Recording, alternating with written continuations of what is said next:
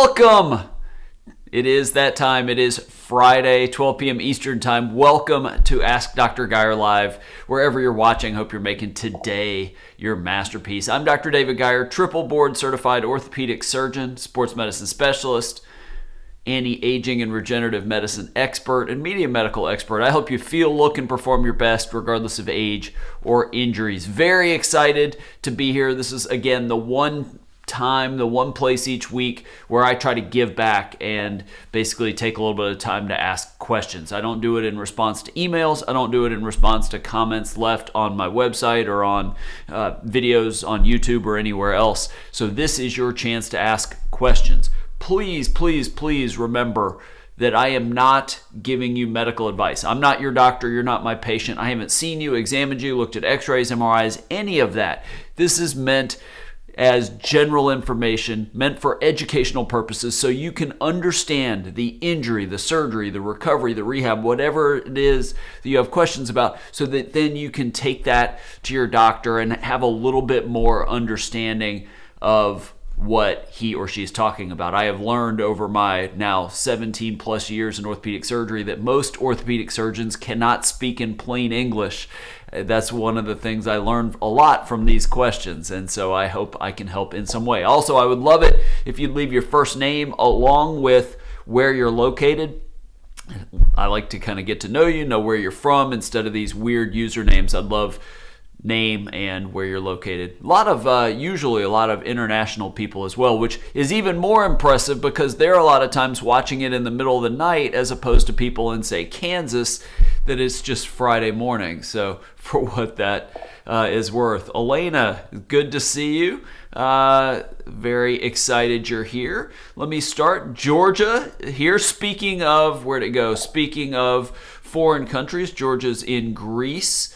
Let's see what we got. Let's go ahead and get started. I don't know the name, but where'd it go? Come on.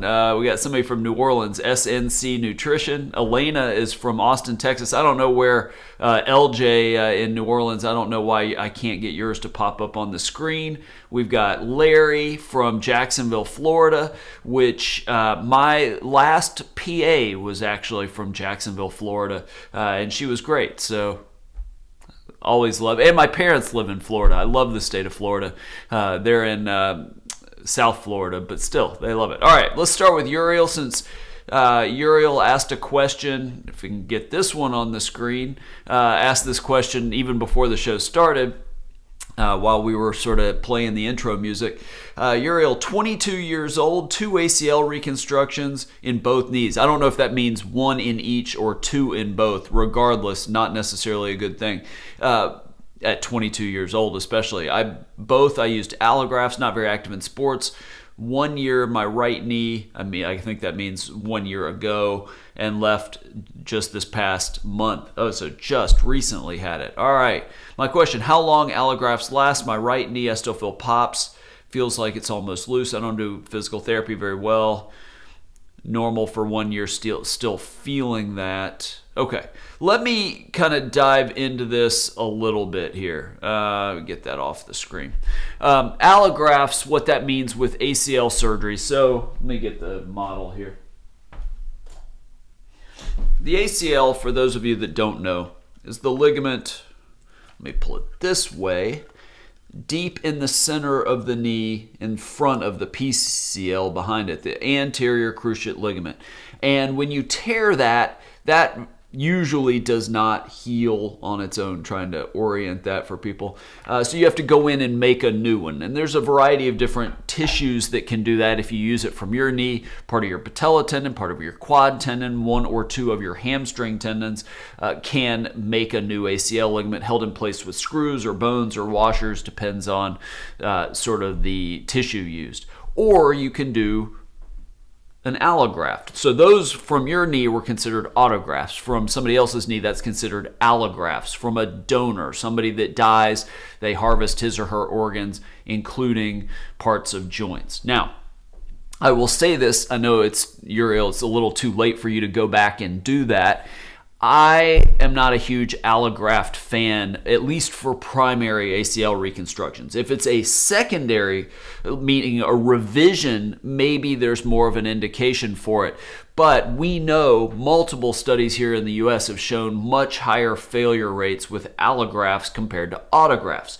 Having said that, there's not a particular amount of time that they potentially last. That's true with the autograft as well. You hope when it goes in that it's going to last as long as you live, that's going to be good. And the success rates with autografts are good. They're not perfect. You can re-tear an autograft as well, but the re-tear rates in allografts are, and in some studies it's as much as 4 times higher. And some of the thought is because it's coming from other tissue, other people basically, is that our body never incorporates it as well because it's from somebody else. Now, that suggests at least one for athletes, and I don't think allografts, at least here in the United States, are used much at all on athletes and active people. But if they were, you would hold them out even longer from sports to give that allograft time to get to be close to as strong as what the normal ACL is. As far as is it still normal to feel symptoms from it?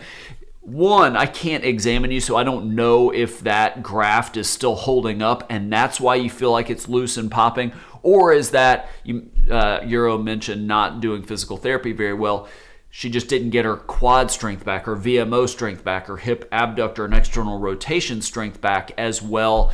And so you get a feeling of instability. So I'm a big believer in physical therapy after ACL surgeries, especially as it gets further on. Sport-specific physical therapy and learning how to strengthen those muscles on your own tends to minimize that. But very grateful for your question. I hope that was helpful. Definitely feel free to follow up either later today in this show or in future weeks as that goes on. All right, so LJ asks, best brand, best brand, I don't know why I can't pull this up. There we go. Best brand of BPC 157. So I'm going to be a downer for you, LJ, I think. First of all, BPC 157, we've talked about multiple times in various, not so much on this show, but on my Better Than Ever live show on Thursdays. That is a peptide that comes from our stomach juices and has a lot of different effects throughout the body. A lot of GI effects, skin effects, nerve protection, but also a lot of musculoskeletal effects. It increases type 1 collagen, so it increases the healing of muscles, tendons, ligaments. It's thought to be good. I just did a show recently on a study that looked at injecting BPC 157 into knees as basically a treatment for presumably arthritis, but knee pain, and it had a very good pain relieving effect. Here's the thing about BPC 157. They are a few things. One, they're still considered experimental, at least BPC is. Some peptides are approved by the FDA. BPC 157 is not one of those. It's also banned by the World Anti-Doping Agency, I think as of the beginning of this year, meaning that if you are a pro athlete and they test for it, you would potentially be disqualified. Most of the people using BPC, that's not an issue. Also, and this is where I think I'm going to be the bad news, I do not recommend any BPC or any peptide getting it online. That is a very dangerous thing to do. Multiple studies and multiple researchers have looked at that. You just don't know what's in the products. Some have been found to have a variety of different endotoxins and contaminants that can make you really sick. There's a reason that it says for research purposes only on the vial. Yes, some people may get away with it. Maybe they don't get really sick, but it's not worth it. Yes, it's cheaper to get it online than to go to a doctor that gets it from a 403B FDA-approved compounding pharmacy, but that's what you should do. A doctor certified in peptide therapy and somebody that gets it, a physician that gets it from a 403B approved compounding pharmacy. Much safer. Tony Robbins, in his book Life Force that just came out this year, his book on health, has a whole chapter on peptides, and he says in one part of that chapter, he says that 80% of peptides sold online are frauds or complete fakes. You just don't know what you're getting, and it's not very safe. Not very long ago, I had a patient come to me from the Midwest, flew down. About a third of my patients are from outside of Charleston, and he came for an injury, and among other things, it wasn't the only thing we talked about, but wanted to try BPC 157. And he told me the story of how he had gotten it from a company online and did 1 or 2 doses, maybe didn't see some side effects, but one of his coworkers, talked to him, they talked about it a little bit, and his coworker decided to do it. Well, his coworker got it from the same company online and got really, really sick from it. So that scared the person that became my patient, saying, I'm not doing that. I'm going to go to somebody that knows this, that does this, that gets it from the right thing. So LJ, that is my answer to that. Yes, there may be people that say it's fine. Those websites look very scientific and very accurate and very look very professional, and these have got to be right. And you'll see all these muscle building websites, bodybuilding websites promote all these different companies, and they're safe. Maybe you get away with it. May not have any peptide in it or very little, and that's especially true on Amazon. Apparently, there are BPC 157 products on Amazon. They don't have BPC in it, but I would worry much more about the safety and would you get sick. May just be a complete waste of your money. I will tell you, I know you'll get people that'll tell you differently, but most physicians that do this anti-aging and regenerative medicine feel strongly about that. And getting these things online are largely, a lot of people think, why they're still considered experimental by the FDA, because of problems when people get them from these companies that don't go through all the sterilization processes and things. That's why they're cheaper. Yeah. All right, off my soapbox. Sorry about that. Let's see. Georgia. Can osteoporosis affect ACL recovery? I haven't heard you mention osteoporosis. It could. ACL injuries typically are younger athletic people and younger athletes, anywhere from early teenagers into people in their 40s. Yes, you get people in their 50s and 60s, and I have done 2 ACL surgeries on women in their early 60s. One, I can't remember what sport one did. The other one was a black belt in karate, and she wanted to go back to karate. Both of them did great. But yeah, you've got to assume their bone density, having gone through menopause, is going to be different than the 16-year-old male football player. But we also know that one of the more common age groups for osteoporosis, yes, number 1, postmenopausal women, but not all that far behind teenage females, teenage girls, for a variety of other reasons, and that's the whole female athlete triad. Having said that, the success of the ACL surgery is getting that graft to incorporate into bone, getting it to heal to the, with the interference with the screws or the washers, things like that. Osteoporosis might affect it, but typically not enough to compromise the success of the ACL reconstruction. Having said that, I'm a big believer in minimizing or preventing the development of osteoarthritis or treating it once it happens. So, diagnosing it with DEXA studies and whether it's supplements to improve bone density or actual formal medications, I think that can be a good thing. All right. Elena, what are the biggest risk factors in hip replacement surgery, 61 years of age? So this is interesting you say this. So I have pivoted my career, and why I got a 3rd board certification in anti-aging and regenerative medicine was purely for this, to help people avoid hip and knee replacement. And as I talked about on my live show yesterday about exosomes, I truly believe that sometime in the next 10 to 25 years, we're going to be at a point where we can largely make those surgeries unnecessary. Now, if you look at the studies, those surgeries are skyrocketing because there's more older people living in this world. There's more arthritis because people are getting more overweight and various other things. And I would argue surgeons are pushing to do more and more of them because that's what they get paid for. That's why some joint replacement surgeons are now pushing to do these in people in their 40s, which I'm not sure is necessarily a good thing. So that's why I do what I do. As far as what are the potential risks, well, again, I actually have a lot of friends that are joint replacement surgeons, so generally I suspect them. But yes, there's a couple things. One, and again, the vast majority of them do fairly well. There's debate about how well people get back to the same level of function that they had before they got really bad arthritis.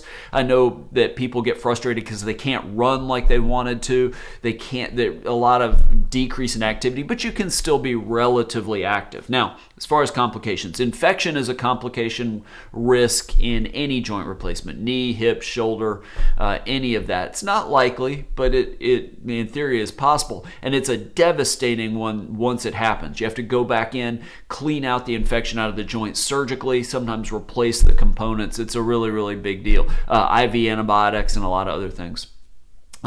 With hips specifically, you can have the ball dislocate from the socket, and that can be something that very often needs to be a revision of that surgery.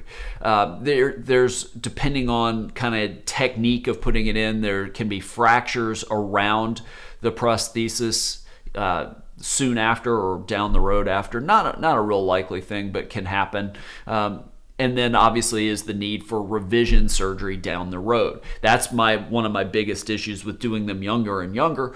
They tell you, oh, these things last 20 or 25 years. But if you're 45, you're really likely going to outlive that hip replacement. And then you've got to take that metal, take the plastic, take all of that out of the femur and out of the acetabulum. And then it takes bone with it. So now you've got a lot of bone loss. And then put in a new one, which tends to be a much, much bigger operation. Again, can be the right thing for a lot of people, especially if they're bone on bone and just miserable and can't do anything without pain. But if people aren't yet to that point, I think there's a lot of exciting things out there potentially as treatments. Things like certain peptides, things like exosomes, things like alpha-2 macroglobulin that we're going to talk about next week on my Better Than Ever Live. Stem cells in some parts of the world can be very effective. And other things. Penisin polysulfate is a way to stop damage and decrease pain. There's a lot of options out there, but some people end up needing hip replacement. All right. Let's see. Uriel, thank you. I guess not normal, my injury. 2 knees at my age. Do I need to worry because I have 2 allografts? I don't know that the risk of having one in each knee, I mean, it's not ideal, but I don't know that both knees. Having 2 ACL reconstructions generally would put you at a little bit higher risk for a second one down the road. So I don't know that's anything I necessarily would get too worked up. LJ, I think it was LJ in New Orleans. Injection and oral, great healing rotator cuff general inflammation. They were both prescribed by my doctor. Thanks for your answer. Yeah, that's the way to do it, is getting it from a doctor that does peptide therapy and getting it from an approved 403B compounding pharmacy. The oral versus injectable is interesting. So I know it is one of the few peptides that is absorbed orally, meaning it just is bioavailable if you take it as a capsule as opposed to an injection. From the research out there and from what I can tell, it seems to be for musculoskeletal injuries much more effective given as an injection. Kind of stinks because you're injecting something every day. It's inconvenient, and depending on where your injury is, you ideally want to get that injection as close as possible to the site of injury. So I hurt my wrist a few weeks ago. If I was going to do injectable BPC 157, I would want to put it as close to my wrist as possible. Well, that's not the easiest thing in the world to do. So for what that's worth. All right. Bonnie, not sure where. These must be out of order. Let's try this. And I don't know where Bonnie's from. She hasn't told us, but we'll say left clavicle, height of left shoulder, look like posterior dislocation, the tips compression, vagus nerve, vocal cords narrowing. Any guidance? I don't have a great sense of what's going on unless what you're talking about is a sternoclavicular dislocation. This is, so you got your collarbone coming across and then it joins right there to the sternum, the breastbone. I'm trying to do this looking at the screen. At a joint between the sternum and the collarbone, and in theory you can have like get hit right on the front of the chest and have it either have it pop posteriorly. More common is you have a shoulder injury and it pops anteriorly, which other than the cosmetic deformity is not a real big deal. But if it goes posteriorly, yes, it can compress those structures acutely. A lot of times they can take you back to surgery and kind of manipulate your shoulder and pop it back into place, or sometimes grab it with a towel clip and pull it back into place. If it's been more of a chronic thing though, very often that needs surgery where they open that up, go in and get it out. That's it is a dangerous surgery. You like to have a cardiothoracic surgeon available as a backup, so it's typically going to be your trauma centers and your academic medical centers that do that surgery. Georgia, you're welcome. I hope that was helpful. William, what do you think of proteolytic enzymes? I don't have a lot of experience with it, honestly. I know I haven't kept up with them in a while, but a friend of mine was a pharmacist that was a big believer in that. I have really focused my practice mostly on musculoskeletal things, and I haven't really found uses for that in my world. I know that people in the anti-aging and regenerative medicine space do a little bit more of that than I do. I wish I had a better answer for you. Elena, you're very welcome. I hope that was helpful. Bonnie's in Las Vegas. So we have more Americans here today. Typically, this show is more foreigners than the United States. I'm glad we got Katy, Texas being represented. That's awesome. I always love to know where people are from because I'm actually starting to get more people that want to come see me that are not from the United States, which is even cooler. We have somebody coming from Europe later this month. Broadsided by a wall of 3 vehicles, hit head, shoulder. So that would make sense. Car wrecks type of things can be how you get a direct blow to your collarbone if that is a sternoclavicular dislocation. Yeah, typically that's something that if it's a posterior sternoclavicular dislocation, typically is something that you fix surgically. Oh, that's very nice. She always looks forward to my chats. Well, that, it does. I don't describe it this way, but I have heard, and not so much with this live show, even though I need to promote it this way, but people tell me that they watch my videos, like medical students and residents, to learn some of the information because you don't get a lot of orthopedics in training. So I am very glad that that's helpful. Let's see. Yeah, again, William, I don't have much. I'll try to look up some more information or talk to my partners about proteolytic enzymes. Again, I don't really do it that much, and I haven't researched it because I haven't seen any studies on the conditions that I treat where that potentially makes a huge difference. But I'll ask around about it. And then Bonnie, yeah, she had the clavicle, scapula, which is the shoulder blade, rib cage. Yeah, that's a rough go. That will be a trauma center, a trauma orthopedic surgeon, usually with the help of a cardiothoracic surgeon. I actually do not work at that type of a facility. Like I said, you're gonna. I've actually done that surgery twice when I was in academics, but I am not operating anymore, number one, and not affiliated with an academic center. So where did she say she was? I saw it. Las Vegas. They will have a level 1 trauma center, I'm sure. That would be who does it, and that would be in Las Vegas. If for some reason they don't have an orthopedic traumatologist in Las Vegas, Los Angeles or places near there will do that. All right.